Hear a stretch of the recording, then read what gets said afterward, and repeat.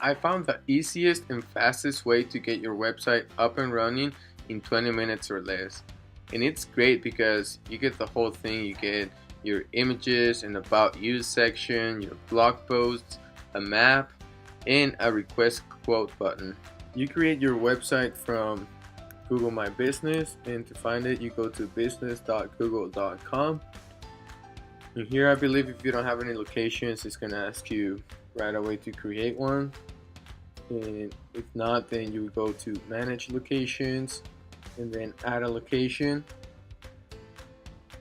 and it's going to ask you for basic information like your business name, phone number, website URL, and all that. So just follow the steps, and at the end it's going to ask you for an address to send you a confirmation code to make sure that you are who you say you are. Then to see your website, you're going to go to website on the left panel, and it might be empty at the moment because you won't have any of the other information, but this is what it would look like in the end. And all of this information is coming from the info, posts, and photos. So let me show you what I mean. You go to posts, and here's where all your blog posts are going to be, which are great for SEO, and you should start doing them immediately because you're going to start creating an authority in Google, and that's always a good thing. You could even possibly start ranking right away. Who knows? So you add your posts in here, then your info like your services, business hours, business category. Then you add your website URL, which we're gonna do at the end of the video. Leave this one blank for the moment.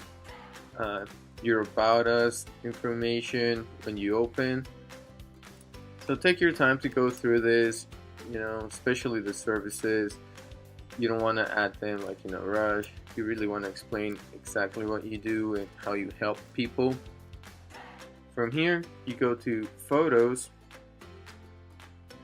and you're gonna add all of your photos. You add your logo and a cover photo, and these photos get sorted from newest to oldest in the gallery. And here you see you can add videos, interior, exterior, work with your team, and identity. So you have different categories that Google helps you sort in here. And once you do all of that, you're gonna go to website, and once you add all that information, your website is gonna look a little more complete like this one. Make sure to add more services or products if you have them, and add your about us. So from here, you're going to be able to customize a few things like the theme, change, I guess, just the color and the font that you can change, and text. Discard changes. Make sure to save them if you want. So you can change the primary button, text. So yeah, you cannot change much, but it's just enough. Especially if you're making it in 20 minutes. I think this is great for a 20-minute website, and I'm gonna show you how it looks in the end. So once you change the text, it's gonna be pretty much complete at this point. You can view the site. Is Google My Business is gonna give you a subdomain, and you don't have to know what that means at the moment, but this is what it would look like. There's the map, and these are the call to actions at the bottom. You gotta get quote, which I think is pretty cool. It's like a little contact form with a message that people can send to you.